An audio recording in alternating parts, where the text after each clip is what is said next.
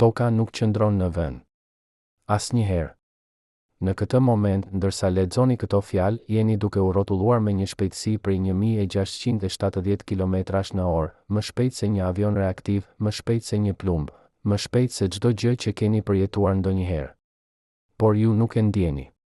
Trupi juaj, ajri që merrni frym, oqeanet, madje edhe atmosfera që ju mbron, të gjitha lëvizin së bashku në një valle kozmike aq të përsosur sa iluzionon paqen. Por çfarë do të ndodhte nëse kjo valle ndalonte? Jo ngadalë, jo gradualisht, por menjëherë, në një sekondë të vetme? Fizika ka një përgjigje, dhe ajo është kaq e tmerrshme sa e kthen çdo film katastrofik në përrallë fëmijësh. Çdo gjë që nuk është e lidhur me gurin e planetit, ajri, uji, ju, do të vazhdonte të lëvizte me 1670 km/h. Imagjinoni një fëmijë që rrotullon një kovë plot ujë, kur ndalon dorën, uji fluturon. Toka është kova. Ju jeni uji. Dhe ndalimi do të ishte fundi i çdo gjëje që njihni. Çdo mëngjes, dielli lind në lindje. Kjo është e vërteta më e vjetër që njerëzimi njeh, aq e vjetër sa vetë gjua. Por kjo e vërtet është një gënjeshtër e bukur. Dielli nuk lëviz. Jemi ne që rrotullohemi, duke u kthyer nga errësira drejt dritës me një shpejtësi që do të shkatëronte çdo strukturë njerëzore nëse do të ishte e dukshme. 465 metra në sekond në ekuator, kjo është shpejtësia me të cilën çdo atom i trupit tuaj udhëton përmes hapësirës. Por inertia, ajo forcë e padukshme që mban gjithçka në lëvizje, krijon një ekuilibër aq delikat sa e bën të padukshme. Deri në momentin kur prishet. Në shekullin e 17, Isaac Newton kuptoi diçka që ndryshoi përgjithmonë mënyrën se si e kuptuam realitetin. Një objekt në lëvizje mbetet në lëvizje përveç nëse një forcë e jashtme e ndal. Kjo është ligji i parë i lëvizjes, thjesht në fjalë, por i pafund në pasoja. Nëse toka ndalon, çdo gjë mbi të që nuk është e fiksuar në gurin e saj do të vazhdojë të lëvizë me shpejtësinë që kishte para ndalimit. Atmosfera, shtresa e hollë e gazrave që ju mban gjallë, do të kthehej në një uragan me një shpejtësi 15 herë më të madhe se tornados më të fuqishme të regjistruara ndonjëherë. Brenda 60 sekondave, çdo ndërtesë, çdo pemë, çdo makinë, çdo njeri do të shkulej nga sipërfaqja dhe do të hidhej drejt lindjes me forcën e një rakete. Civilizimi do të fshihej. Jo për vite. Jo për ditë. Por për një minutë. A e keni ndjerë ndonjëherë erën kur një tren kalon pranë jush në stacion? Ajo shtytje e papritur, ajo forcë që ju tërheq drejt lëvizjes? Imagjinoni atë forcë, por 1000 herë më të fortë, duke ardhur nga çdo drejtim njëkohësisht. Kjo është ajo që do të përjetonit në sekondën e parë pas ndalimit të tokës. Por ju nuk do ta përjetonit për shumë kohë. Trupi njerëzor nuk është projektuar për të përballuar shpejtësi të tilla. Në 60 km/h, një aksident automobilistik mund të jetë vdekjeprurës. Në 1670 km/h, trupi juaj do të bëhej një projektil, duke u përplasur me çdo gjë në rrugën e tij me forcën e një meteori. Fizika nuk njeh mëshirë. Ajo thjesht ekzekuton ligjet e saj me precizion absolut. Por kjo është vetëm fillimi. Sepse nëse ajri do të kthehej në një armë vdekjepruese, oqeanet do të bëheshin diçka shumë më e keqe, një përmbytje apokaliptike që do ta bënte përmbytjen e Nout të dukej si një pellg fëmijësh. Oqeanet, që mbulojnë 71% të sipërfaqes së tokës, gjithashtu rrotullohen me 1670 km/h. Kur toka ndalon, ato nuk do të ndalojnë. Uji, me masën e tij të paimagjinueshme, 1.400.000.000 km3, do të vazhdonte të lëvizte drejt lindjes, duke u ngritur nga pellgjet e tij si një mur i lëngshëm që do të arrinte lartësinë e disa kilometrave. Çdo kontinent do të përmbytej deri në një lartësi prej 3000 metrash mbi nivelin e detit. Malet do të bëheshin ishuj. Qytetet bregdetare do të zhduken nën triliona ton ujë. Dhe kjo nuk do të ishte një përmbytje e shpejtë, do të ishte një valë që do të lëvizte me shpejtësinë e një avioni, duke shkatëruar gjithçka në rrugën e saj për orë të tëra. Njerëzit e lashtë besonin se toka ishte e palëvizshme, qendra e universit, e qëndrueshme dhe e përjetshme. Ata shikonin yjet duke u rrotulluar mbi ta dhe mendonin se qielli lëvizte, jo ata. Ishte një iluzion i rehatshëm, një gënjeshtër që i bënte të ndiheshin të sigurt. Por në shekullin e 16, Nikolaus Copernicus shkatërroi këtë iluzion. Ai tregoi se toka nuk ishte qendra e asgjëje, ishte thjesht një top guri që rrotullohej në errësirën e hapësirës. Zbulimi i tij ishte aq i frikshëm për kohën e tij sa libri i tij u botua vetëm në shtratin e vdekjes së tij, sepse ai e dinte se e vërteta mund të ishte e rrezikshme. Por e vërteta nuk mund të fshihet përgjithmonë. Galileo Galilei, një shekull më vonë, e çoi këtë ide më tej. Ai vëzhgoi hënat e Jupiterit duke u rrotulluar rreth planetit gjigant dhe kuptoi se lëvizja ishte universale, çdo gjë në univers rrotullohet, rrëshqet, lëviz. Por ai gjithashtu kuptoi diçka më të thellë: lëvizja relative është e padukshme. Nëse jeni në një anije që lundron me shpejtësi konstante, nuk mund të thoni nëse po lëvizni apo jo pa shikuar jashtë. Kjo është arsyeja pse nuk e ndjeni rrotullimin e tokës, sepse gjithçka rreth jush lëviz me të njëjtën shpejtësi. Por kjo harmoni e përsosur varet nga një kusht: vazhdimësia. Në momentin kur lëvizja ndërpritet, iluzoni shpërbëhet dhe realiteti shfaqet në tërë tmerrin e tij. Newton, duke ndërtuar mbi punën e Galileos, formuloi ligjet që shpjegojnë saktësisht çfarë do të ndodhte nëse toka ndalonte. Ligji i parë i tij, ligji i inertisë, thotë se çdo objekt reziston ndryshimit në gjendjen e tij të lëvizjes. Nëse diçka lëviz, do të vazhdojë të lëviz përveç nëse një forcë e ndal. Nëse diçka qëndron në vend, do të mbetet në vend përveç nëse një forcë e lëviz. Kjo duket e thjeshtë, por pasojat janë të tmerrshme. Sepse kur toka ndalon, ajo aplikohet një forcë të jashtme, por vetëm në gurin e planetit, jo në gjithçka mbi të. Atmosfera, oqeanet, ndërtesat, njerëzit, asgjë prej tyre nuk është e lidhur mjaftueshëm fort me tokën për të ndaluar së bashku me të. Dhe kështu, ata vazhdojnë. Me 1670 km/h. Drejt lindjes. Drejt shkatërimit. Por si mund të ndaloj toka? Kjo është pyetja që duhet bërë para se të imagjinojmë pasojat. Sepse në realitet, ndalimi i tokës do të kërkonte një forcë aq të madhe sa e kalon çdo gjë që ekziston në univers. Toka ka një masë prej 6 miliard trilion ton dhe rrotullohet me një shpejtësi angulare që krijon një energji kinetike të paimagjinueshme. Për ta ndaluar atë menjëherë, do të duhej të aplikojë një forcë që do të ishte ekuivalente me shpërthimin e triliona bombave bërthamore njëkohësisht. Asnjë forcë natyrore e njohur nuk mund ta bëjë këtë. Asnjë asteroid, asnjë shpërthim diellor, asnjë tërmell. Madje edhe nëse një objekt masiv nga hapësira do të godiste tokën, ai më shumë do ta shkatëronte planetin sesa do ta ndalonte rrotullimin e tij. Pra, ndalimi i menjëhershëm i tokës është një skenar hipotetik, një eksperiment mendor që na lejon të eksplorojmë ligjet e fizikës në kushte ekstreme. Por le të supozojmë për një moment se e pamundura ndodh. Le të supozojmë se një forcë hyjnore, një anomali kozmike ose një eksperiment shkencor i gabuar ndalon tokën në një sekondë të vetme. Çfarë do të ndodhte në atë sekondë? Së pari, do të kishte një tingull, një gjëmim aq i fortë sa do të shurdhonte çdo vesh njerëzor. Ajri, duke u përplasur me sipërfaqen e ndaluar të tokës, do të krijonte një valë goditëse që do të udhëtonte me shpejtësinë e zërit, duke shkatëruar çdo strukturë në rrugën e saj. Pastaj do të vinte era, jo një erë normale, por një forcë që do të shkulte çdo gjë që nuk është e ngjitur në shkëmbim. Pemët do të shkuleshin me rrënjë. Ndërtesat do të coptoheshin. Makinat do të fluturonin si gjethe. Dhe njerëzit, çdo njeri në sipërfaqen e tokës, do të hidheshin në ajër me një forcë që do t'i bënte të papërdorshëm çdo përpjekje për t'u mbajtur. Imagjinoni se jeni duke qëndruar në ekuator në momentin e ndalimit. Ju nuk do ta shihni atë të vijë. Nuk do të ketë paralajmërim, asnjë shenjë. Një moment, gjithçka është normale. Momenti tjetër, ju jeni duke fluturuar. Trupi juaj, duke lëvizur me 465 metra në sekond, do të vazhdojë të lëvizë ndërsa toka nën këmbët tuaja ndalon. Për një fraksion sekonde do të ndiheni pa peshë, sikur të jeni në rënje të lirë. Pastaj do të goditni ajrin, jo ajrin e qetë që merrni frymë çdo ditë, por një mur të padukshëm që lëviz me shpejtësinë e një uragani. Forca e goditjes do të ishte e barabartë me atë të një aksidenti automobilistik me shpejtësi të lartë, por pa rrip sigurie, pa airbag, pa asgjë për t'ju mbrojtur.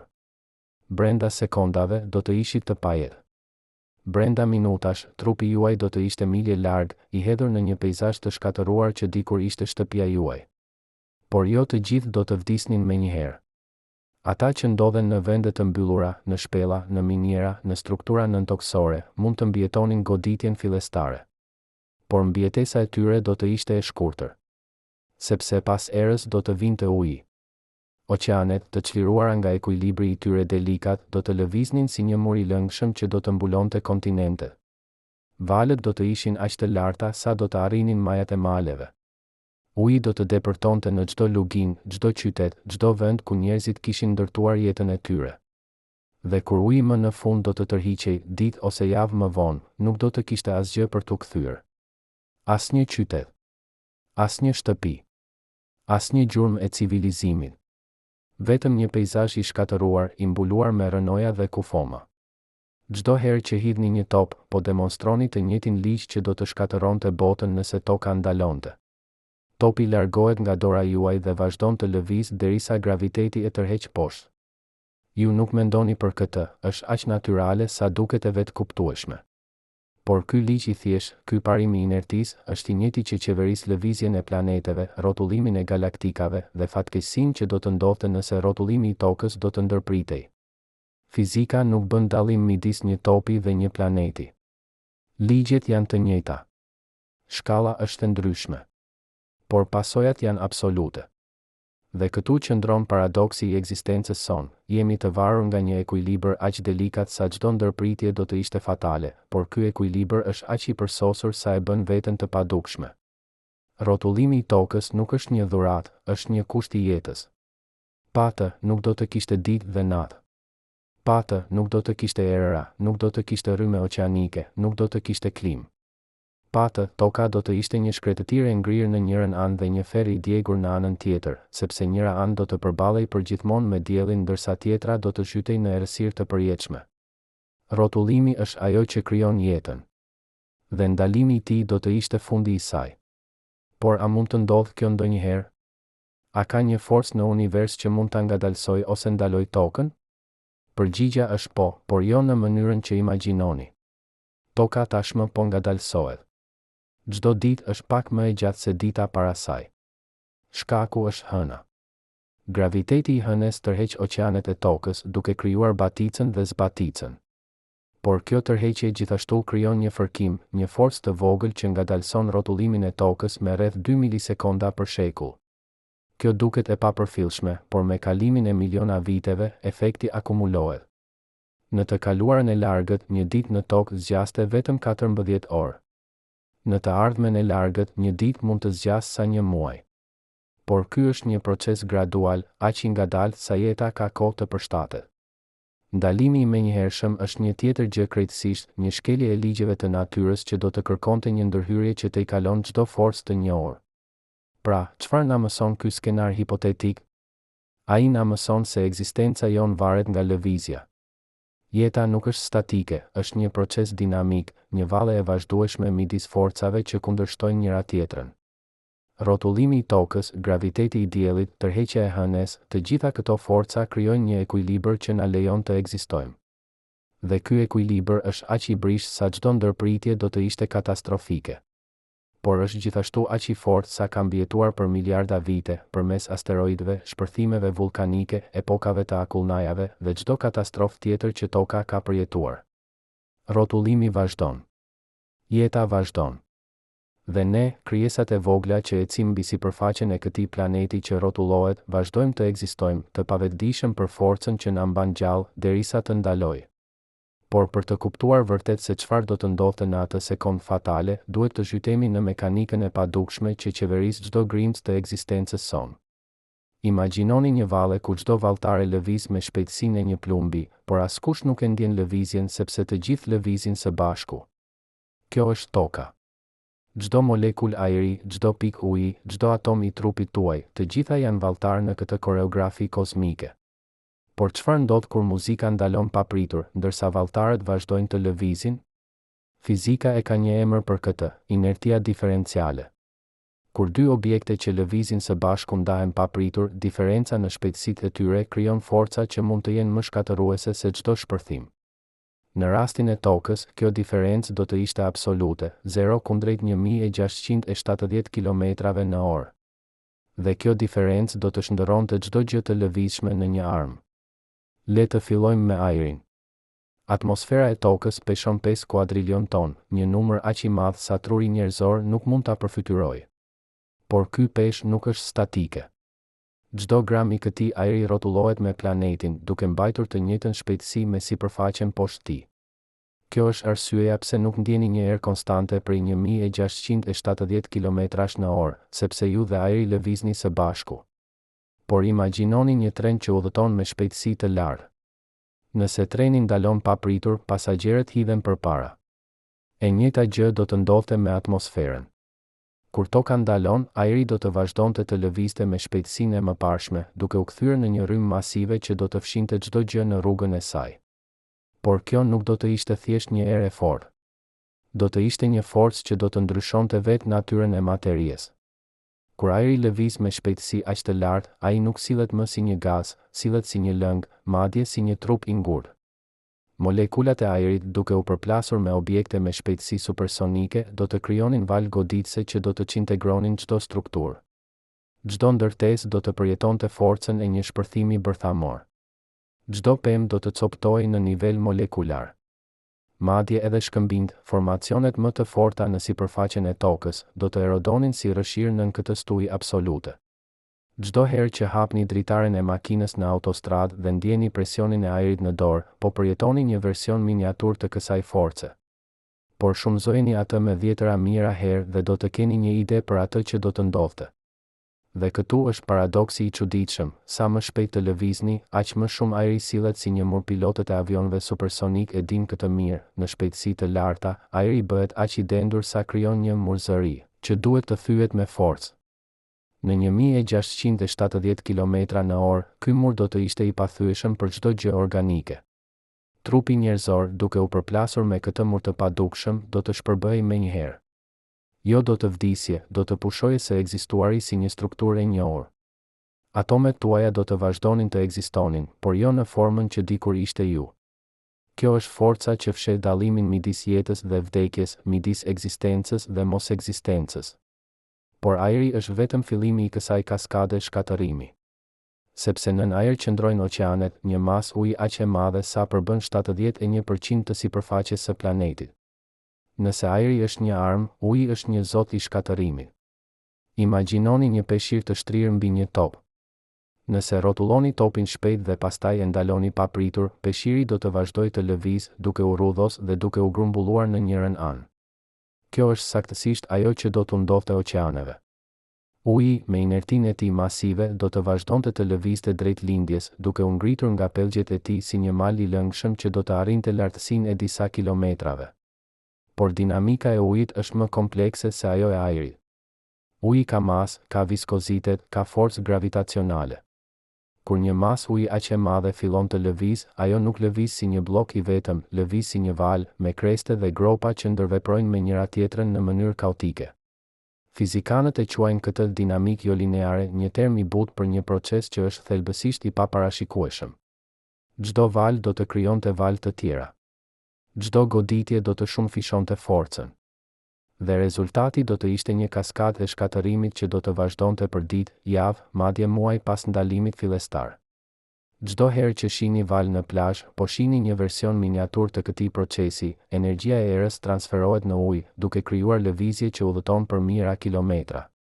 Por shumëzojeni atë energji me miliarda herë dhe do të keni një ide për përmbytjen që do të ndodhte. Dhe këtu është detaji që e bën këtë skenar edhe më të tmerrshëm. Uji nuk do të lëvizte vetëm horizontalisht. Do të lëvizte edhe vertikalisht. Kur oqeanet ngrihen nga pellgjet e tyre, ato do të krijonin një vakum, një zonë me presion të ulët që do të thithte ajrin dhe ujin nga të gjitha drejtimet.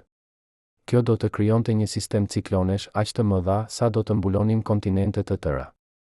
Imagjinoni një uragan me një diametër prej 10 mijëra kilometrash, me era që lëvizin me shpejtësinë e zërit, me valë që arrin lartësinë e rokaqieve. Dhe ky uragan nuk do të zgjaste orë, do të zgjaste ditë, duke rrotulluar ujin dhe ajrin në një valë vdekjeje që do të shkatëronte çdo gjurmë të jetës në sipërfaqen e planetit. Çdo herë që shihni ujin duke u rrotulluar në lavaman kur e zbrazni, po shihni të njëjtin parim, rrotullimi krijon një vorbull që tërheq gjithçka drejt qendrës. Por në shkallën e një planeti, ky vorbull do të ishte apokaliptik. Por le të shkojmë edhe më thellë, në nivelin ku materia vetë fillon të sillet në mënyra të çuditshme. Çdo atom në trupin tuaj, çdo molekull në ajrin që merrni frym, çdo grimc në shkëmbinjt në këmbët tuaja, të gjitha janë të lidhura me forca elektromagnetike. Këto forca janë ato që mbajnë materien së bashku, që i japin formë objekteve, që bëjnë që gjërat të jenë të ngurta ose të lëngshme ose gazoze. Por këto forca kanë një kufi. Kur aplikohen forca të jashtme që të i kalojnë këtë kufi, lidhjet thyen. Materia shpërbëhet. Dhe në rastin e ndalimit të tokës, forcat që do të aplikoheshin do të ishin aq të mëdha sa do të thyenin lidhjet në nivel atomik. Çdo strukturë e ndërtuar nga njeriu, çdo ndërtesë, çdo urë, çdo rrugë do të kthehej në pluhur. Jo pluhur metaforik, por pluhur literal, grimca aq të vogla sa do të lundronin në ajër si tym. Dhe këtu është mrekullia e fshehur e ekzistencës sonë. Çdo moment që kalojmë pa u shpërbër është një dëshmi e forcës së këtyre lidhjeve. Çdo frymëmarrje që merrni, çdo hap që hidhni, çdo fjalë që thoni, të gjitha janë të mundura sepse atomet në trupin tuaj janë të lidhur me forca që i rezistojnë kaosit. Por këto forca nuk janë absolute. Ato janë të forta, por jo të pathyeshme. Dhe në momentin kur toka ndalon, do të zbulojmë se sa të brishta janë vërtet. Çdo herë që mbani një objekt në dorë, një gotë, një libër, një gur, po mbani miliarda atome që janë të lidhur së bashku nga forca që janë njëkohësisht të paimagjinueshme të forta dhe të paimagjinueshme të brishta. Kjo është paradoksi i materies. Ajo që duket e ngurtë është në të vërtetë një valle e vazhdueshme e forcave që kundërshtojnë njëra tjetrën. Por çfarë do të ndodhte me vetë planetin? A do të mbetej toka e paprekur nga kjo katastrofë? Përgjigja është jo. Sepse toka nuk është një top i ngurtë, është një strukturë me shtresa, me një bërtham të lëngshme, një mantel të nxehtë dhe një guask të hollë që ne e quajmë guask toksore. Këto shtresa janë në ekuilibër delikat, të mbajtura së bashku nga graviteti dhe nga rrotullimi i planetit. Kur rrotullimi ndalon, ky ekuilibër prishet. Bërthama e lëngshme, që rrotullohet me një shpejtësi pak më të ndryshme nga sipërfaqja, do të vazhdonte të lëvizte për një kohë, duke krijuar forca të brendshme që do të shkaktonin tërmete të paimagjinueshme. Guaska toksore, e ndarë nga bërthama nga shtresa të lëngshme, do të përjetonte valë seizmike që do të ishin 10 herë më të forta se çdo tërmet i regjistruar ndonjëherë. Imagjinoni një vezë të zier që e tunni me forcë. Guaska e jashtme mbetet e ngurtë, por e bardha dhe e verdha brenda lëvizin në mënyrë kaotike. Kjo është ajo që do t'i ndodhte tokës. Vulkanet do të shpërthonin njëkohësisht në të gjithë planetin. Plasaritjet tektonike do të hapeshin duke gëlltitur qytete të tëra. Malet do të rrëzoheshin. Luginat do të mbylleshin. Dhe kjo nuk do të ishte një proces i shpejtë, do të vazhdonte për vite, ndoshta për dekada, ndërsa planeti përpiqej të gjente një ekuilibër të ri. Çdo herë që ndjeni një tërmet të vogël, atë dridhje të lehtë që ju bën të ndaloni dhe të pyesni veten nëse ishte real, po përjetoni një version miniatur të forcave që lëvizin kontinentet. Por shumëzojeni atë me miliona herë dhe do të keni një ide për shkatërimin që do të ndodhte. Por ka një aspekt tjetër të kësaj katastrofe që shpesh harrohet, nxehtësia. Çdo lëvizje krijon fërkim. Çdo fërkim krijon nxehtësi. Dhe kur fërkimi ndodh në shkallën e një planeti, nxehtësia e krijuar është e paimagjinueshme. Ajri, duke u fërkuar me sipërfaqen e tokës me shpejtësi supersonike, do të ngrohej në temperatura që do të tejkalonin mijëra gradë. Kjo nxehtësi do të ishte mjaftueshme për të shkrirë metalin, për të avulluar ujin, për të djegur çdo gjë organike. Sipërfaqja e tokës do të kthehej në një ferr të zjarrt, ku asgjë e gjallë nuk mund të mbijetonte. Dhe kjo nxehtësi nuk do të ishte e përkohshme, do të qëndronte për muaj, ndoshta për vite, ndërsa planeti ngadalë ftohej. Çdo herë që fërkoni duart për t'i ngrohur në një ditë të ftohtë, po demonstroni këtë parim, lëvizja krijon nxehtësi. Por imagjinoni atë nxehtësi të shumëfishuar me miliarda herë dhe do të keni një ide për ferrin që do të krijojë. Dhe tani, le të lidhim të gjitha këto pjesë së bashku, ajrin, ujin, shkëmbinjt, nxehtësinë, në një vizion të vetëm të asaj që do të ndodhte. Sepse katastrofa e ndalimit të tokës nuk do të ishte një ngjarje e vetme. Do të ishte një kaskadë, një zinxhir shkak pasojash ku çdo shkatërim do të shkaktonte shkatërime të tjera. Fizikanët e quajnë këtë efekt domino, por në shkallën e një planeti, ky efekt do të ishte aq kompleks sa asnjë model kompjuterik nuk mund ta parashikonte plotësisht. Çdo sistem në tokë, atmosfera, hidrosfera, litosfera, biosfera, është i lidhur me të gjithë të tjerët në mënyra që ne sapo po fillojmë të kuptojmë. Dhe kur një sistem dështon, të gjithë të tjerët ndjekin. Le të fillojmë me ciklin e ujit, procesi që sjell shiun, që mbush lumenjt, që mban jetën. Ky cikël varet nga rrotullimi i tokës. Rrotullimi krijon erëra. Erërat lëvizin rreth. Rreth sjellin shi. Shiu mbush oqeanet. Oqeanet avullojnë. Dhe cikli vazhdon. Por kur rrotullimi ndalon, ky cikël prishet.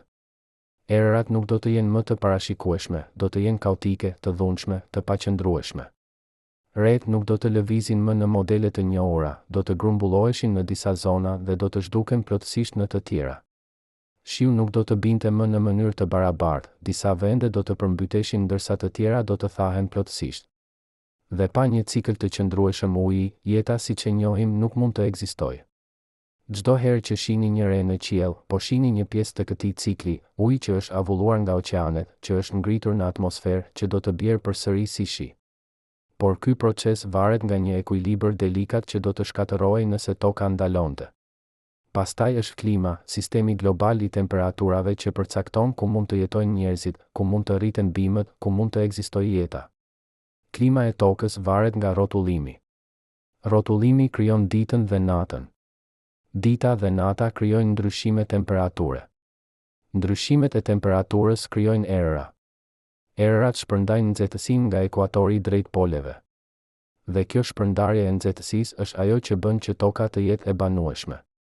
Por nëse rrotullimi ndalon, kjo shpërndarje ndalon. Njëra anë e tokës do të përballej përgjithmonë me diellin, duke u ngrohur në temperatura që do të vrisnin çdo gjë të gjallë. Ana tjetër do të zhytej në errësirë të përjetshme, duke u ngrirë në temperatura që do të solidifikonin ajrin vetë.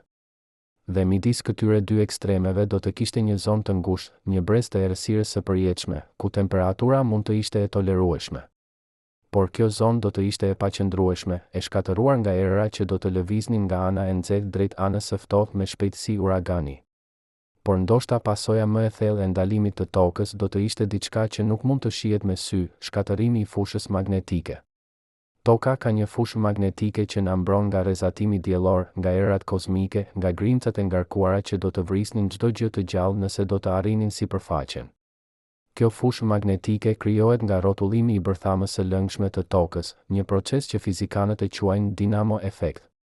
Kur toka rrotullohet, bërthama e lëngshme rrotullohet gjithashtu, duke krijuar rrymë elektrike që gjenerojnë një fushë magnetike. Por nëse rrotullimi ndalon, këto rrymë ndërpriten. Fusha magnetike dobësohet. Dhe pa këtë mburojë të padukshme, toka do të bëhej e pambrojtur ndaj forcave më vdekjeprurëse të universit. Çdo herë që shihni një busull që tregon veriun, po shihni një dëshmi të kësaj fushe magnetike, një forcë e padukshme që shtrihet nga poli në pol, duke mbrojtur çdo gjë të gjallë. Por kjo mburojë varet nga rrotullimi dhe pa të, jeta do të ishte e pamundur. Imagjinoni një anije në det të hapur, e mbrojtur nga një mburojë e padukshme që e mban të thatë. Kjo mburojë është fusha magnetike e tokës. Deti është rrezatimi kozmik. Dhe nëse mburojë bie, anija fundoset. Kjo është gjendja e tokës pa rrotullim, e pambrojtur, e cenueshme, e dënuar. Dhe kjo nuk është metaforë, është realitet fizik. Planetë të tjerë në sistemin ton diellor, si Marsi, kanë humbur fushat e tyre magnetike për shkak të ngadalësimit të rrotullimit të bërthamave të tyre. Dhe si rezultat, atmosferat e tyre janë gërryer nga erat diellore, duke i kthyer në shkretëtira të pajetë.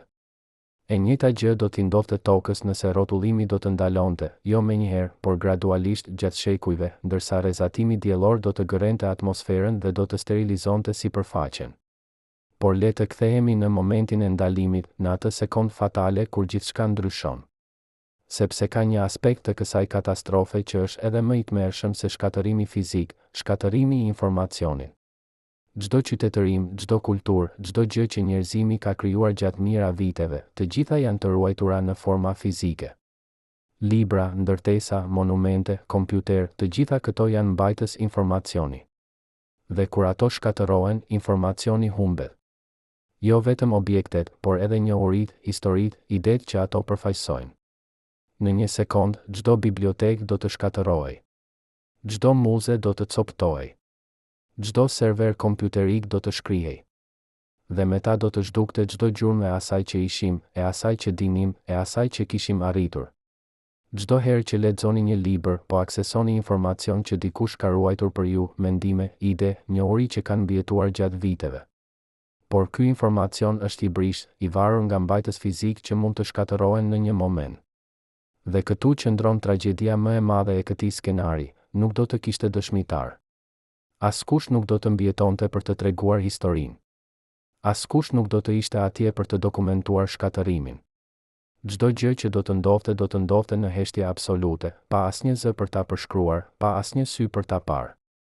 Dhe kur gjithçka do të mbaronte, kur erat do të qetësoheshin dhe oqeanet do të tërhiqeshin, toka do të ishte një planet i heshtur, një shkretëtirë e shkatëruar ku dikur kishte jetë, por tani nuk ka asgjë përveç rënojave dhe kujtimeve që askush nuk mund t'i mbajë. Kjo është fundi absolut, jo vetëm fundi i jetës, por edhe fundi i kujtesës, fundi i kuptimit, fundi i çdo gjëje që e bën ekzistencën të vlefshme. Por ndoshta ka një mësim në këtë skenar të tmerrshëm. Ndoshta duke imagjinuar fundin, ne mund të vlerësojmë më mirë fillimin, faktin që jemi këtu, që jemi gjallë, që rrotullimi vazhdon. Çdo mëngjes që zgjoheni, çdo frymë që merrni, çdo moment që përjetoni, të gjitha janë dhurata të një ekuilibri aq delikat sa çdo ndërpritje do të ishte fatale. Rrotullimi i tokës nuk është thjesht një fakt shkencor, është kushti themelor i ekzistencës sonë. Dhe duke kuptuar se sa të brisht jemi, ndoshta mund të mësojmë të vlerësojmë më mirë atë që kemi. Sepse në fund, jeta nuk është e garantuar.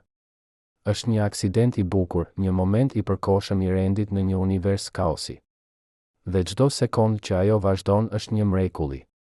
Çdo herë që shikoni orën dhe shihni kohën duke kaluar, po shihni një dëshmi të rrotullimit, toka që rrotullohet, dita që kalon, jeta që vazhdon. Koha vetë është e lidhur me rrotullimin. Dhe nëse rrotullimi do të ndalonte, koha siç e njohim do të humbte kuptimin. Nuk do të kishte më ditë dhe natë. Nuk do të kishte më stinë.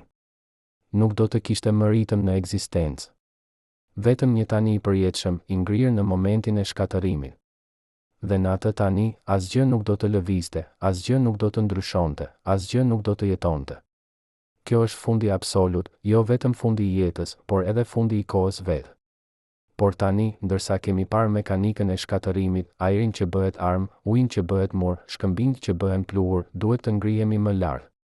Duhet të shikojmë përtej detajeve teknike dhe të shohim diçka më të thellë, unitetin e padukshëm që lidh çdo grimc të ekzistencës.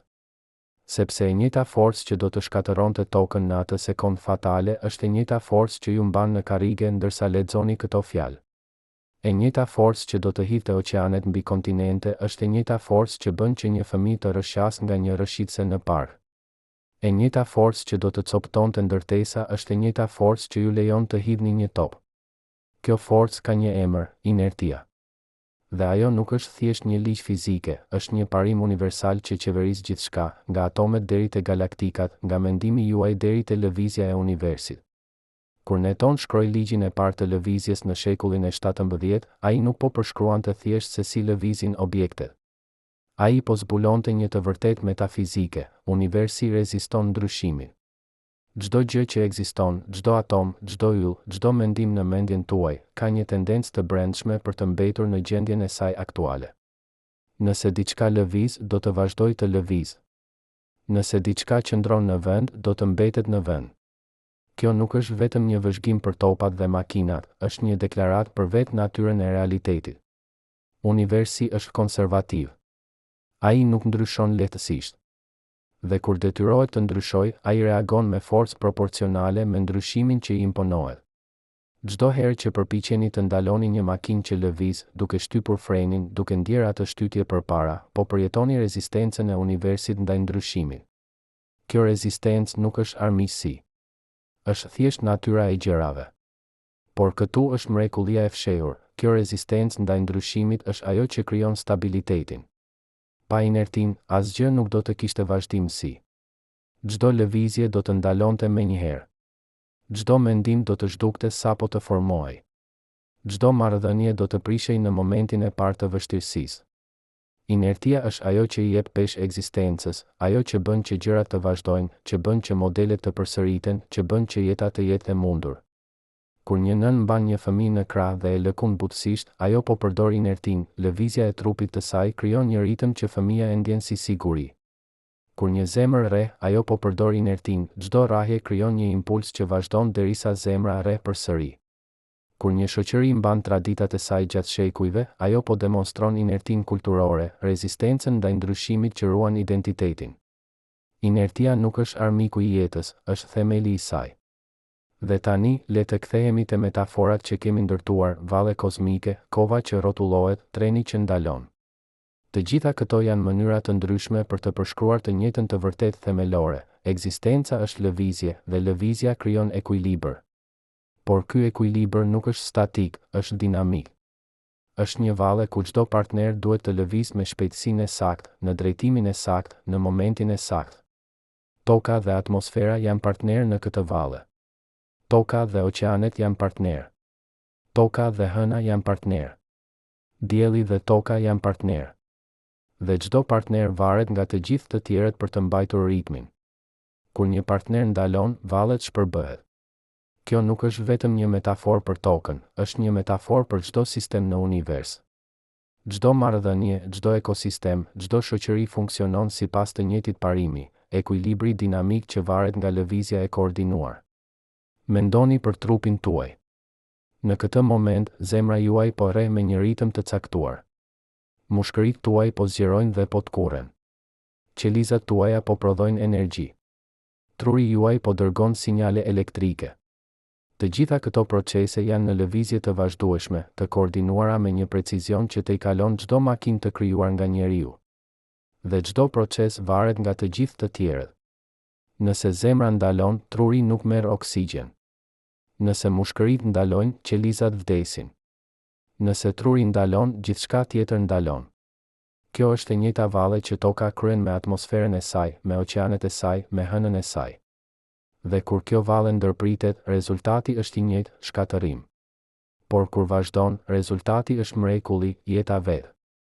Dhe këtu është lidhja që shpesh harrojmë, ligjet që qeverisin planetet janë të njëjtat ligje që qeverisin trupin tuaj. Nuk ka ligje të veçanta për gjërat e mëdha dhe ligje të veçanta për gjërat e vogla. Ka vetëm një grup ligjesh, ligjet e fizikës, që aplikohen në çdo shkallë, në çdo kontekst, në çdo moment. Kur hidhni një top, po demonstroni të njëjtat ligje që mbajnë tokën në orbit rreth diellit. Kur merrni frym, po demonstroni të njëjtat ligje që krijojnë erat që lëvizin rreth. Kur mendoni një mendim, po demonstroni të njëjtat ligje që qeverisin rrjedhat elektrike në një stuj. Universi nuk është i ndarë në pjesë të pavarura, është një tërësi e vetme, e qeverisur nga parime universale që manifestohen në forma të panumërta. Por kjo unitet ka një pasojë të thellë, çdo veprim që ndërmerrni, çdo zgjedhje që bëni, çdo mendim që mendoni, të gjitha janë pjesë e një rrjeti më të madh shkak pasojash që shtrihet përtej asaj që mund të shihni. Kur ecni, po shtypni tokën me këmbët tuaja dhe toka po ju shtyp mbrapsht me forcë të barabartë. Ky është ligji i tretë i Newtonit. Por kjo shtytje nuk ndalon me ju. Ajo përhapet përmes shkëmbinjve, përmes mantrit, përmes bërthamës, duke ndikuar, edhe pse në mënyrë të papërfillshme, në rrotullimin e vetë planetit. Çdo frym që merrni po ndryshon përbërjen e atmosferës. Çdo fjalë që thoni po krijon valë presioni që udhëtojnë përmes ajrit. Çdo vendim që merrni po ndikon në rrjedhën e ngjarjeve në mënyra që nuk mund t'i parashikoni plotësisht. Ju nuk jeni të ndarë nga universi, jeni një shprehje e tij, një mënyrë që universi po përjeton veten. Dhe tani, le të shikojmë përsëri skenarin e ndalimit të tokës me këtë kuptim të ri. Çfarë do të ndodhte nuk do të ishte thjesht një katastrofë fizike, do të ishte një shkelje e unitetit themelor të ekzistencës. Sepse në atë moment, lidhja midis tokës dhe gjithçkaje mbi të do të prishej. Ajri që dikur lëvizte në harmoni me planetin do të bëhej armik i tij. Uji që dikur mbushte oqeanet në ekuilibër do të kthehej në forcë shkatëruese. Madje edhe drita e diellit, ajo dritë që jep jetë, do të bëhej një burim torture, duke djegur njërin anë të planetit ndërsa ana tjetër ngrihej në errësirë të përjetshme. Kjo nuk është thjesht shkatërim fizik, është shkatërim metafizik, prishja e rendit që bën që ekzistenca të ketë kuptim. Por paradoksalisht, duke imagjinuar këtë shkatërim, ne mund të shohim më qartë bukurinë e asaj që ekziston. Çdo mëngjes që dielli lind, jo sepse dielli lëviz, por sepse ne rrotullohemi drejt tij, është një dëshmi e këtij uniteti. Çdo erë që fryn, çdo val që thyet në breg, çdo rej që kalon në qiell, të gjitha janë shprehje të njëjtave forcave që do të na shkatëronin nëse ekuilibri do të prishej. Dhe duke kuptuar këtë, ne mund të shohim se jeta nuk është një aksident i rastësishëm, është një pasojë e domosdoshme e ligjeve që qeverisin universin. Ku ka lëvizje, ka mundësi për ekuilibër. Ku ka ekuilibër, ka mundësi për kompleksitet. Ku ka kompleksitet, ka mundësi për jetë. Dhe ku ka jetë, ka mundësi për vetëdije, për qenjet që mund të kuptojnë ligjet që i krijuan ato. Kjo është mrekullia më e madhe e të gjitha, se universi ka krijuar qenie që mund ta kuptojnë atë.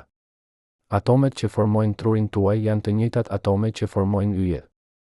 Ligjet që qeverisin mendimet tuaja janë të njëjtat ligje që qeverisin galaktikat. Ju nuk jeni thjesht në univers, ju jeni universi që po bëhet i vetëdijshëm për veten. Dhe kjo vetëdije ju jep një përgjegjësi, të kuptoni, të vlerësoni, të mbrojni ekuilibrin delikat që ju mban gjallë. Sepse ndryshe nga toka, që nuk mund të zgjedhë nëse të rrotullohet apo jo, ju mund të zgjidhni. Mund të zgjidhni të jetoni në harmoni me ligjet që ju qeverisin, ose mund të zgjidhni të injoroni ato. Dhe zgjedhjet tuaja kanë pasoja, jo vetëm për ju, por për të gjithë rrjetin e ekzistencës që jeni pjesë e tij. Çdo herë që shihni një fëmijë duke u rrotulluar në një karrocë, duke qeshur ndërsa bota rrotullohet rreth tij, po shihni një version miniatur të asaj që toka bën çdo ditë. Fëmia nuk e kupton fizikën, ai thjesht gëzon ndjenjen e lëvizjes, ekuilibrin delikat midis forcës centrifugale që e tërheq jashtë dhe forcës që e mban brenda. Por kjo gëzim instinktive është një njohje e thellë e një të vërtetë universale, lëvizja është jetë. Dhe kur lëvizja ndalon, gëzimi ndalon. Kjo është arsyeja pse njerëzit vallëzojnë, pse kërcejnë, pse lëvizin trupat e tyre në ritme, sepse në një nivel të thellë, ne e dimë se jemi krijuar për lëvizje, se jemi pjesë e një valles kozmike që ka vazhduar për miliarda vite dhe do të vazhdojë për miliarda të tjera. Por kjo valle nuk është e përjetshme. Asgjë në univers nuk është e përjetshme. Edhe toka, edhe dielli, edhe galaktika jon, të gjitha kanë një fillim dhe do të kenë një fund. Por fundi nuk është tragjedi, është thjesht një fazë tjetër e ciklit. Kur toka më në fund do të ndalojë rrotullimin e saj, jo papritur, por gradualisht gjatë miliarda viteve, ajo nuk do të shkatërohet. Ajo thjesht do të transformohet. Do të bëhet një planet i ndryshëm, me një klimë të ndryshme, me një atmosferë të ndryshme, ndoshta edhe me forma të ndryshme jete. Sepse jeta, siç kemi mësuar, është jashtëzakonisht e qëndrueshme. Ajo gjen mënyra për të mbijetuar në kushtet më ekstreme, në thellësitë e oqeaneve ku nuk ka dritë, në shkretëtirat ku nuk ka ujë, në ajrin e hollë të maleve më të larta. Dhe nëse jeta mund të mbijetojë në këto kushte, ndoshta mund të mbijetojë edhe në një tokë që nuk rrotullohet. Por kjo është një pyetje për të ardhmen e largët. Pyetja për ne, këtu dhe tani, është kjo: çfarë bëjmë me kohën që kemi? Çfarë bëjmë me këtë moment të përkohshëm të ekuilibrit, këtë dritare të shkurtër në historinë kozmike kur kushtet janë pikërisht të sakta për jetën siç e njohim? A e shpenzojmë atë duke luftuar njëri tjetrin, duke shkatëruar mjedisin që na mban gjallë, duke injoruar ligjet që na qeverisin? Apo e shpenzojmë atë duke kërkuar të kuptojmë, duke krijuar bukuri, duke ndërtuar diçka që do të zgjasë përtej nesh? Sepse në fund, kjo është pyetja që çdo qenie e vetëdijshme duhet ta përballojë, si të jetosh në një univers ku gjithçka është e përkohshme, ku çdo ekuilibër është delikat, ku çdo moment mund të jetë i fundit? Dhe ndoshta përgjigjja qëndron në vetë pyetjen. Ndoshta kuptimi i jetës nuk është të zgjas përgjithmonë, por të jetosh plotësisht ndërsa zgjat. Ndoshta qëllimi nuk është të shmangësh ndryshimin, por të përqafosh atë.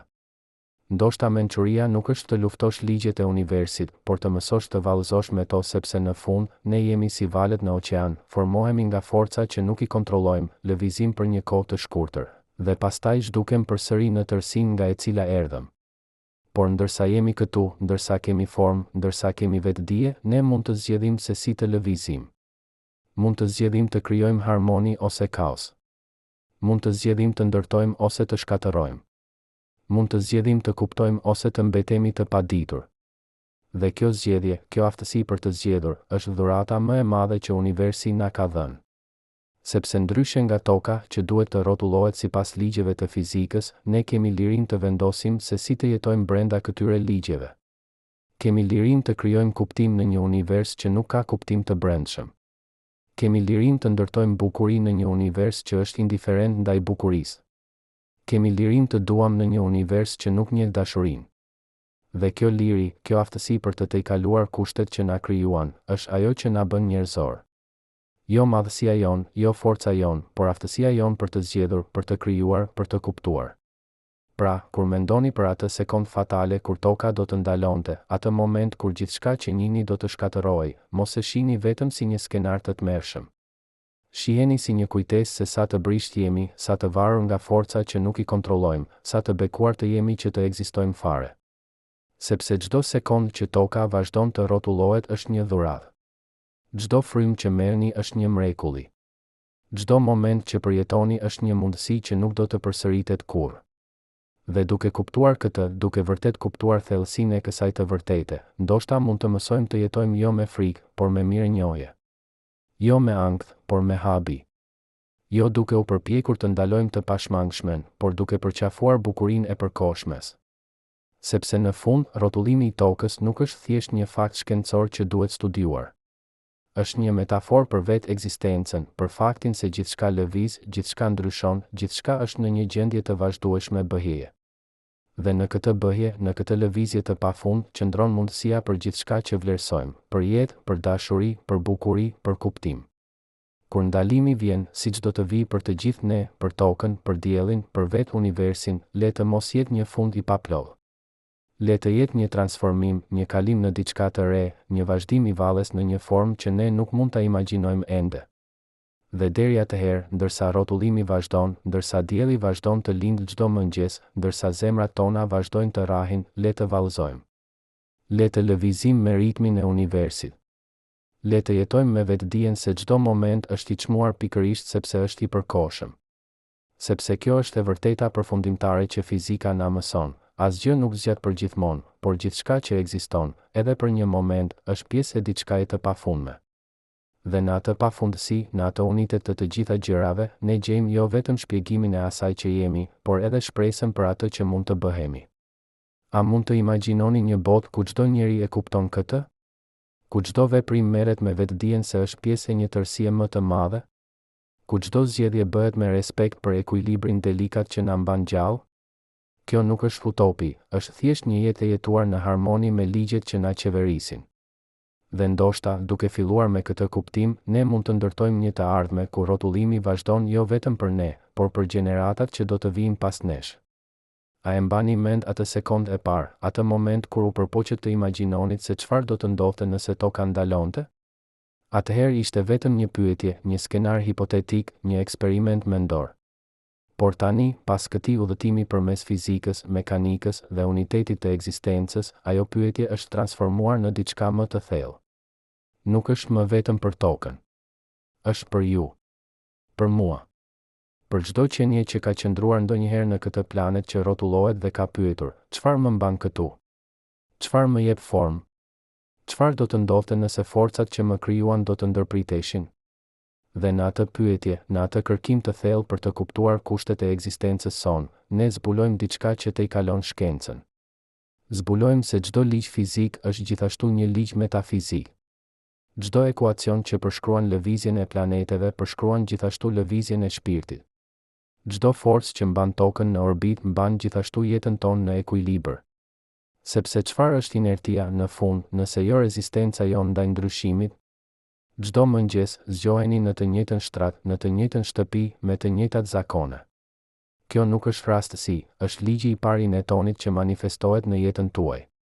Trupi juaj, mendja juaj, madje edhe shpirtit juaj, të gjitha kanë inertinë e tyre, një tendencë për të mbetur në gjendjen ku janë.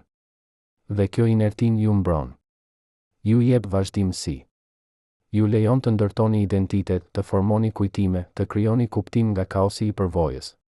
Por ajo gjithashtu ju kufizon. Sepse nëse nuk aplikohet asnjë forcë e jashtme, asnjë sfidë, asnjë krizë, asnjë moment që ju detyron të ndryshoni, ju do të mbeteni përgjithmonë në të njëjtën gjendje. Do të rrotulloheni në të njëjtin vend, duke përsëritur të njëjtat modele, duke jetuar të njëjtën ditë përsëri dhe përsëri derisa koha juaj të mbarojë. Çdo herë që rezistoni një ndryshim, një punë të re, një marrëdhënie të re, një mënyrë të re të menduarit, po demonstroni inertin tuaj personale. Dhe kjo është normale. Është njerëzore. Por është gjithashtu një zgjedhje. Por ja paradoksi I çuditshëm, ndryshimi, kur vjen papritur dhe me forcë, mund të jetë shkatërrues. Kjo është ajo që na mësoi skenari I ndalimit të tokës. Kur ekuilibri prishet papritur, kur forcat që na mbajnë në vend zhduken në një moment, rezultati është kaos. E njëjta gjë ndodh në jetën tonë. Kur humbim dikë që duam papritur. Kur një sëmundje godet pa paralajmërim. Kur bota që mendonim se e kuptonim shpërbëhet në një ditë. Në ato momente, ne përjetojmë versionin ton personal të asaj sekonde fatale, momentin kur gjithçka që na mbante në vend zhduket dhe ne vazhdojmë të lëvizim me inertinë e asaj që ishim, duke u përplasur me realitetin e asaj që jemi bërë. Dhe në atë përplasje, ne ose shkatërohemi, ose transformohemi. Ose coptohemi nga forca e ndryshimit, ose mësojmë të vallëzojmë me të gjejmë një ekuilibër të ri, të bëhemi diçka që nuk ishim më parë. Dhe këtu qëndron mësimi më I thellë I këtij udhëtimi. Ekzistenca nuk është një gjendje, është një proces.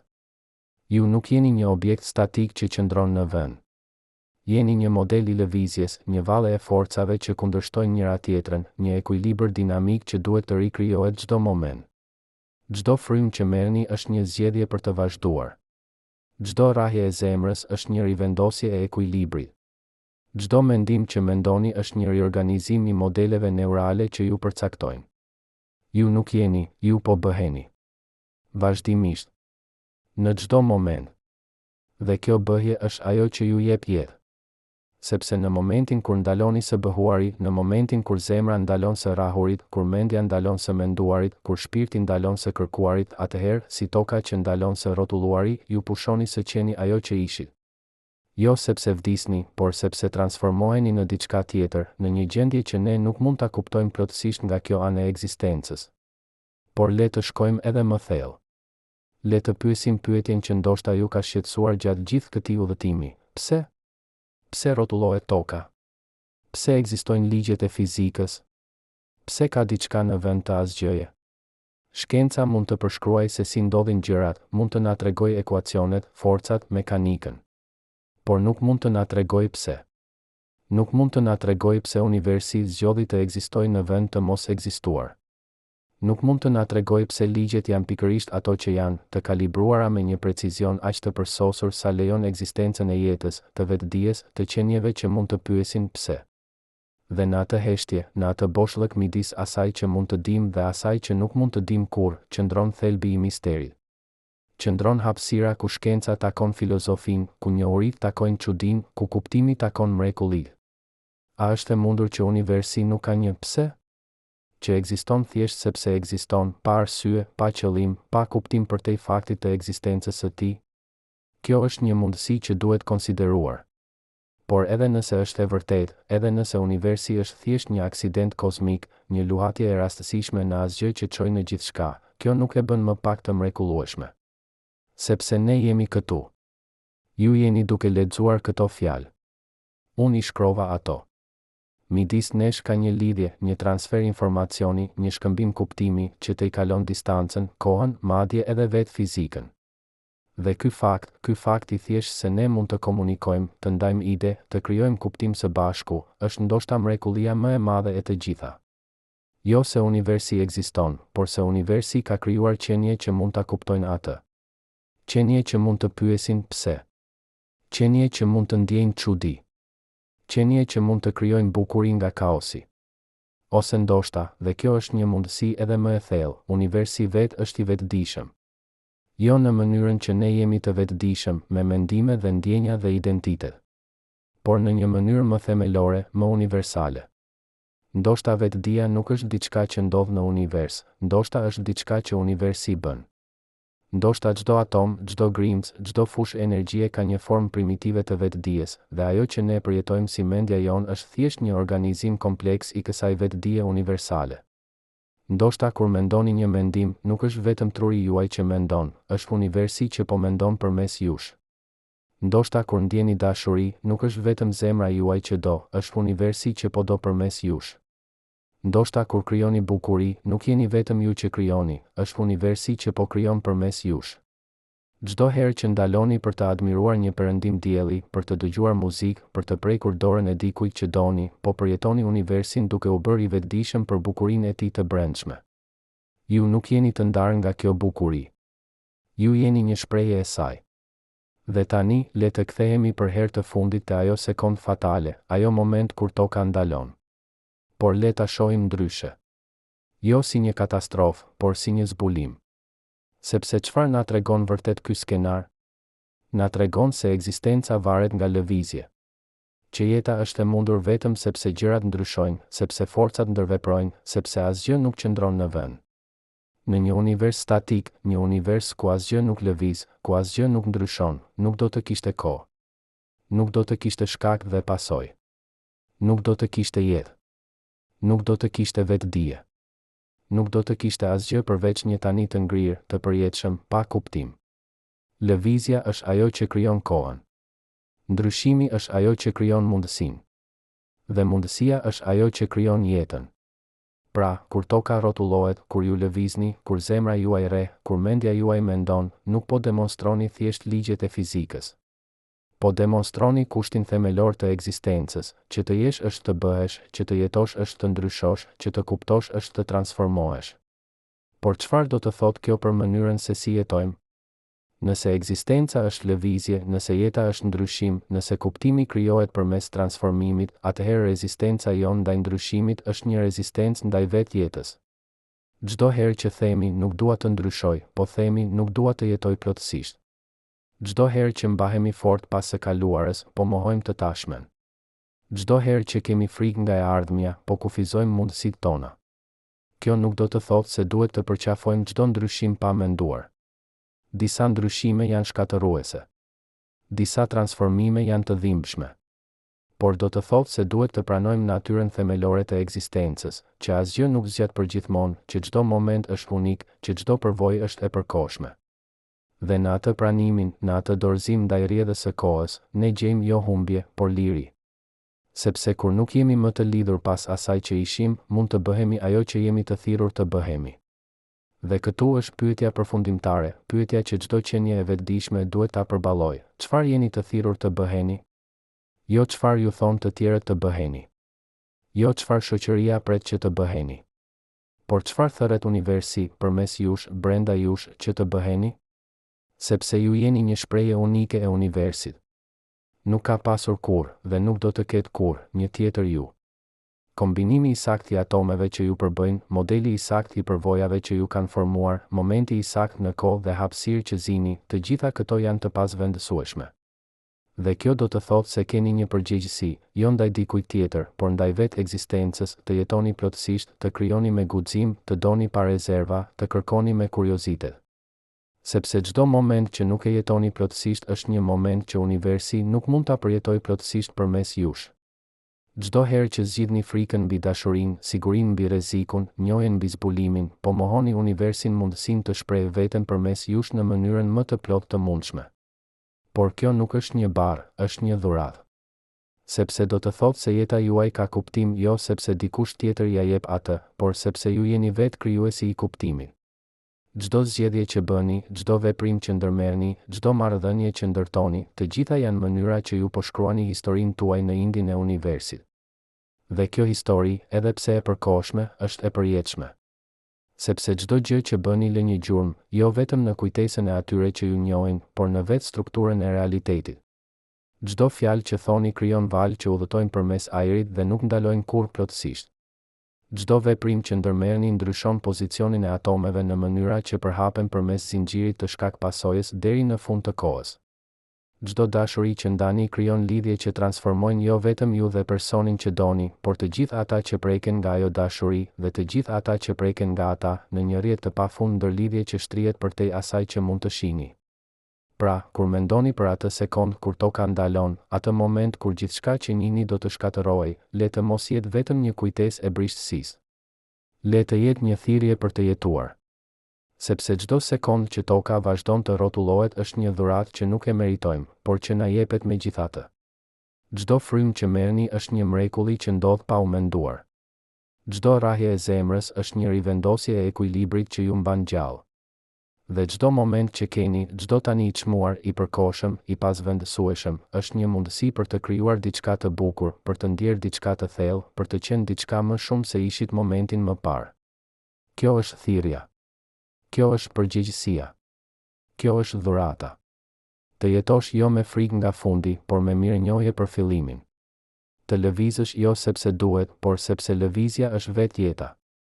Të ndryshosh jo sepse je i detyruar, por sepse transformimi është rruga drejt bëjes së asaj që je vërtet. Dhe në fund, në atë moment kur rrotullimi do të ndaloj, kur zemra do të rrahë rrahjen e saj të fundit, kur mendja do të mendoj mendimin e saj të fundit, çfarë do të mbetet? Jo objektet që keni grumbulluar. Jo arritjet që keni shënuar. Por dashuria që keni dhënë. Bukuria që keni krijuar. Kuptimi që keni ndarë. Transformimi që keni shkaktuar në të tjerët. Sepse këto janë gjërat që vazhdojnë. Këto janë gjërat që bëhen pjesë e indit të universit dhe nuk zhduken kurrë plotësisht. Këto janë gjërat që e bëjnë ekzistencën, edhe në brishësinë e saj, edhe në përkohshmërinë e saj të vlefshme. Jo sepse zgjat përgjithmonë, por pikërisht sepse nuk zgjat. Sepse është e çmuar. Sepse është unike. Sepse është tani.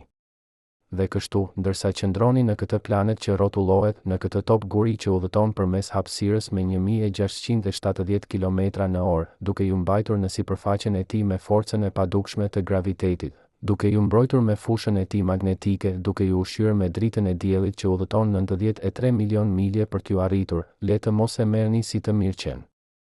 Le të ndaloni, qoftë edhe për një moment, dhe të ndjeni atë. Të ndjeni rrotullimin. Të ndjeni lëvizjen. Të ndjeni jetën që rrjedh përmes jush si një lumë që nuk ndalet kurrë. Sepse ju jeni pjesë e diçkaje të paimagjinueshme të madhe dhe të paimagjinueshme të bukur. Ju jeni një mënyrë që universi po përjeton veten. Ju jeni një shprehje e misterit që nuk mund të zgjidhet kurrë plotësisht, por që mund të jetohet plotësisht. Ju jeni një valle e forcave që do të vazhdoj edhe pasi ju të mos jeni më, por që tani, në këtë moment, është juve. Dhe kjo është mjaftueshme. Kjo është më shumë se mjaftueshme. Kjo është gjithçka.